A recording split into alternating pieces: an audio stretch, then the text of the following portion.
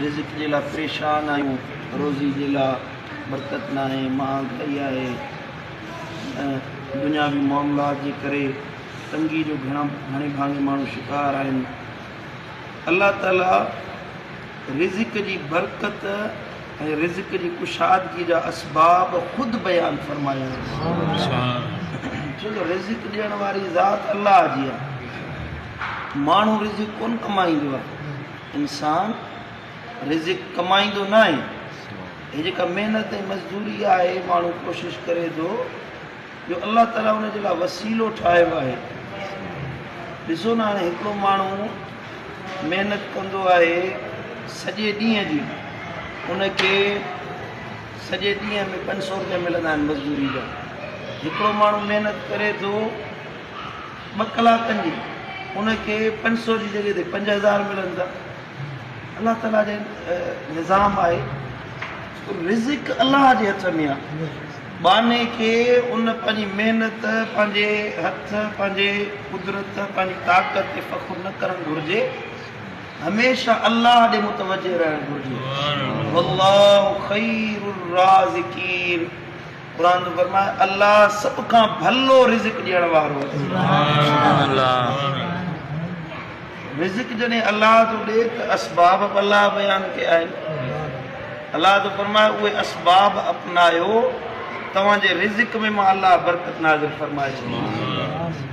पहिरियों रिज़्क़ जी हुसूल जो सबबु आहे तक़वा, अल्लाह जो ख़ौफ़, परहेज़गारी, गुनाहनि खां बचणु।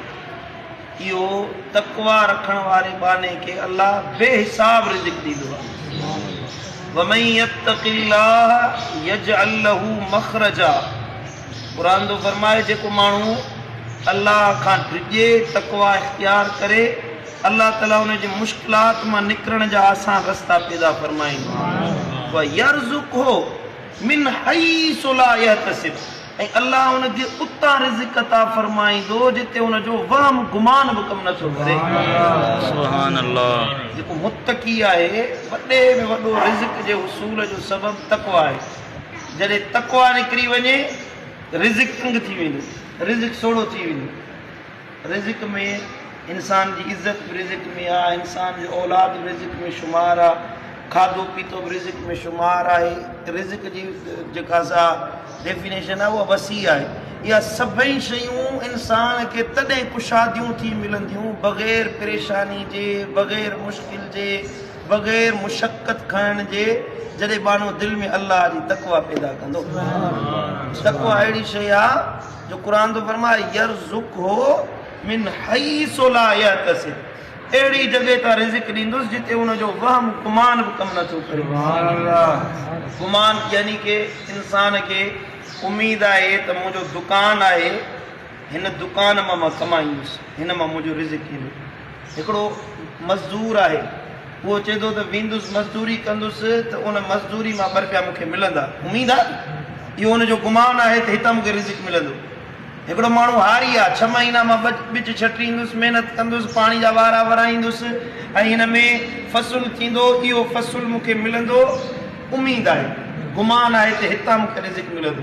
कहिड़ी ख़बर उन जे गुमान में इहा शइ हुजे उहो फ़सुलु लुड़ी वञे, उहो मज़दूर मालिक मज़दूरी उनजी खाई वञे, दुकान में नफ़ो न थिए, नुक़सानु थी वञे। इंसान जो गुमान आहे न, इंसान जे गुमान में त इहा शइ आहे। पर अल्लाह थो फरमाए जे मुंहिंजी तक़वा इख्तियार कयो, रिज़्क़ अहिड़ी जाइ तां ॾींदोसां जो तव्हांखे उमेद बि न हूंदी त हिन जाइ तां मुंहिंजी रोज़ी अचणी आहे। सुभान अल्लाह। मां अल्लाह तव्हांजे दुश्मननि जे हथां तव्हांजी रोज़ी जो बंदोबस्तु कंदो। सुभान अल्लाह। सम्झ में अचे थी ॻाल्हि? तक़वा इख्तियार करणु इंसान जे लाइ आसानी जा रस्ता खोलींदो आहे, रिज़्क़ वुसअत पैदा कंदो आहे। ऐं ॿियो सबबु आहे रिज़्क़ मुहैया करण जो, रिज़्क़ हासिल करण जो घणो इस्तिग़फ़ार करणु, पंहिंजे गुनाहनि जी घणी माफ़ी वठणु। रातियुनि जो उथी इस्तिग़फ़ार करणु, राति जो तहज्जुद नमाज़ पढ़ी माण्हू इस्तिग़फ़ार कंदो आहे, पंहिंजे गुनाह जी माफ़ी वठंदो आहे।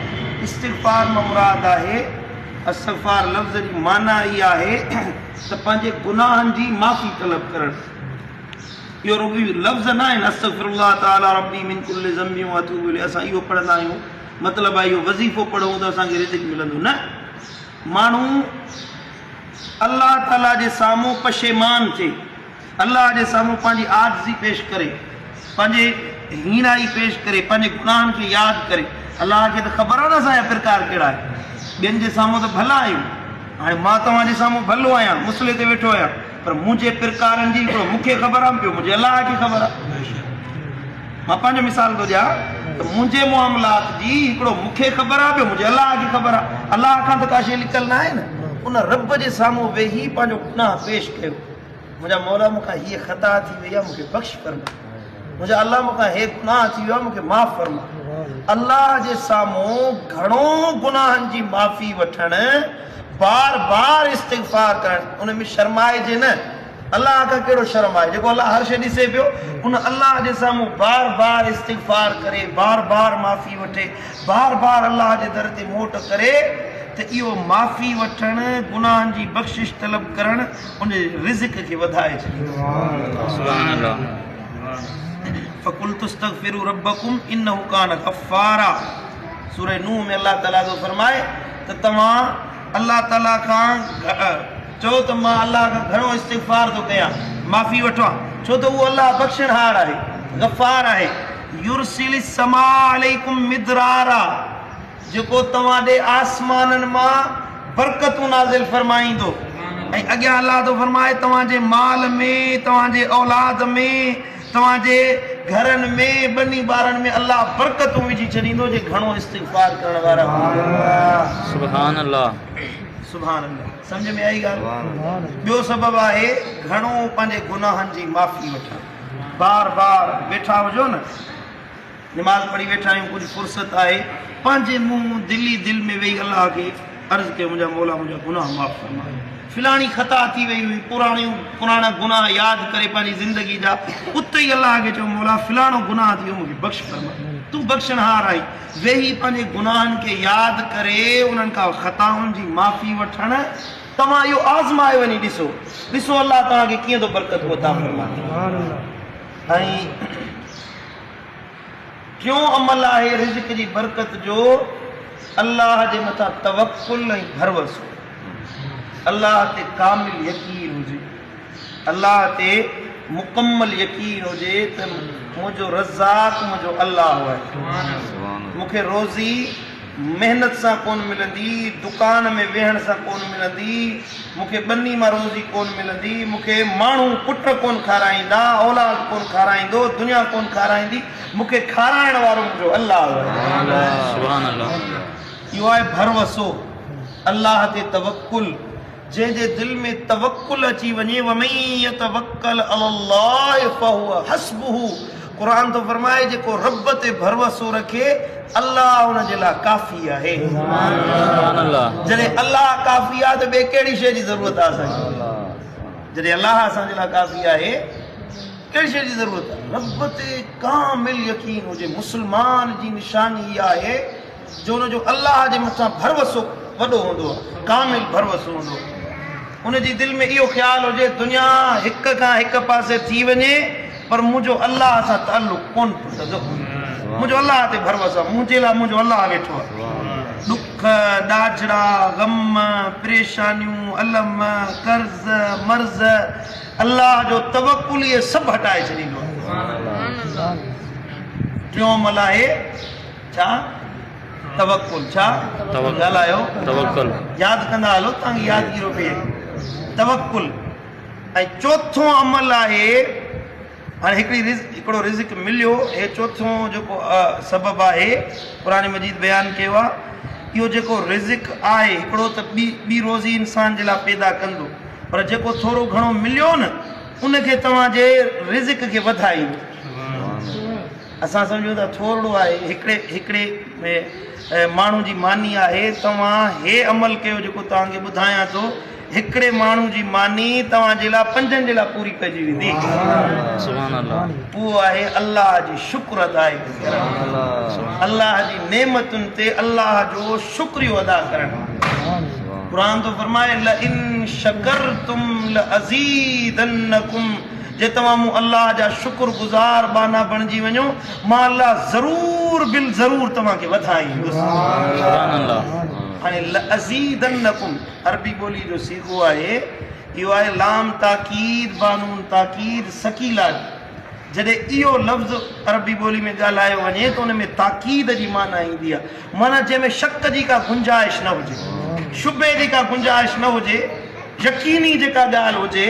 इन यकीनी ॻाल्हि खे बयानु करण जे लाइ अरबी ॿोली में इहो सीगो ॻाल्हाइबो आहे। न कर छोकिरा, अगरि इहो यकीनी सीगो ॻाल्हायो वेंदो आहे।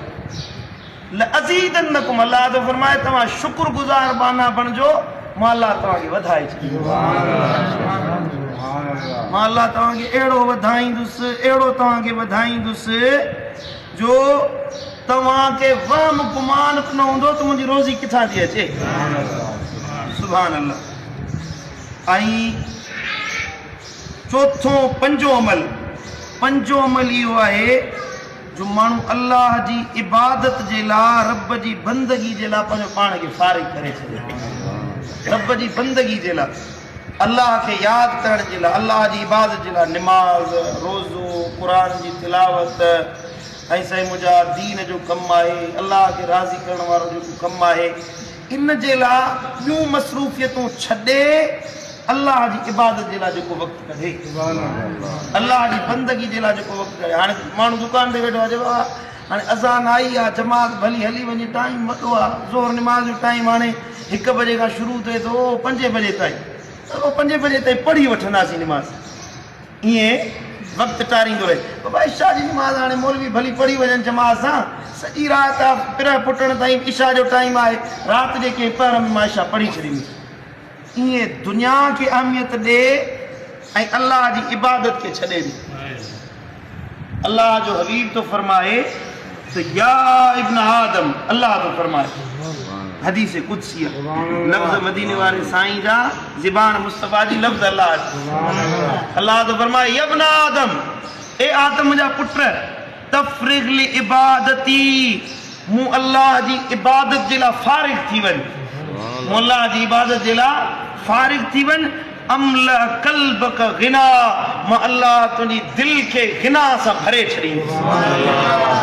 व अमला यदैक रिज़्का, ऐं मां अल्लाह तुंहिंजे हथनि खे रिज़्क सां माला माल करे छॾींदुसि। सुभान अल्लाह। पर इब्न आदम, ए आदम जा औलाद, ए आदम जा पुट, मूं अल्लाह जी इबादत खां परे न थी, ला तुबाइद अन्नी, मूं अल्लाह खां परे न थी, मूं अल्लाह जी इबादत खां परे न थी। जे ईअं कंदे फअमला कल्बक फ़क़रा, मां अल्लाह तुंहिंजी दिलि खे फ़क़ीरी सां भरे छॾींदुसि। व अमला यदैक शुगला, ऐं मां अल्लाह तुंहिंजे हथनि खे कमनि सां भरे छॾींदुसि। कम घणा थी वेंदा, रिज़्क़ थोरो थी वेंदो। साईं सॼो ॾींहुं थो कमायां, पुट बि था कमाइनि, मां बि थो महिनत कयां, पूरी नथी पवे, बरकत नथी पवे। ईअं माण्हू सुवाल कंदा आहिनि, मां वेठो आहियां 50 माण्हू ईंदा आहिनि ॾींहं में, साईं हीअ दुआ कयो, हे मसइलो आहे, हीअं आहे। अल्लाह जो हबीब तो फरमाए त रब फरमायो आहे, जे मूं अल्लाह खां तव्हां परे थी वेंदो, मां अल्लाह तव्हांजी दिलि खे फ़क़ीरी सां भरे छॾींदुसि। हूंदे सूंदे परेशान वेठा हूंदो, हूंदे हिकिड़ा माण्हू तव्हां ॾिसंदा आहियो न, पैसो बि आहे, ॾोकड़ बि आहे, माल बि आहे, दौलत, वरी बि चवंदा दा कुझु आहे कोन्हे को, ॾाढो परेशान आहियां। ॾिठा अथव न माण्हू। ऐं हिकिड़ा माण्हू सॼो ॾींहुं महिनत कंदा, गॾह वांगुरु लोड़ींदा, वरी बि शाम जो ईंदा, ज़ाल जा मेणा पिया मिलंदा, त कमाए छा आयो आहे, सम्झो था। इहो सबबु आहे जो असां अल्लाह खां परे थी विया आहियूं। अल्लाह तो फरमाए या इब्न आदम तफ़रिग लि इबादती, मूं अल्लाह जी इबादत जे लाइ फारिग थी वञ। जे मूं अल्लाह जी इबादत जे लाइ फारिग थी वञे, तुंहिंजा हथ कुशादा करे छॾींदुसि, रिज़्क़ सां मां अल्लाह तोखे भरे छॾींदुसि। सुभान अल्लाह। इहे आहिनि 5 कम जेके रिज़्क़ खे बरकत ॾींदा आहिनि।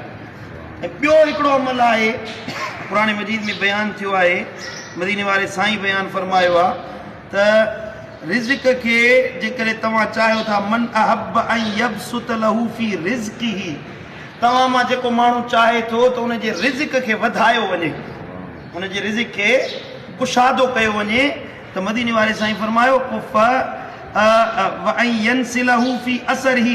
ऐं उनजे जेके रिज़िक आहे उन जो असरु उन जे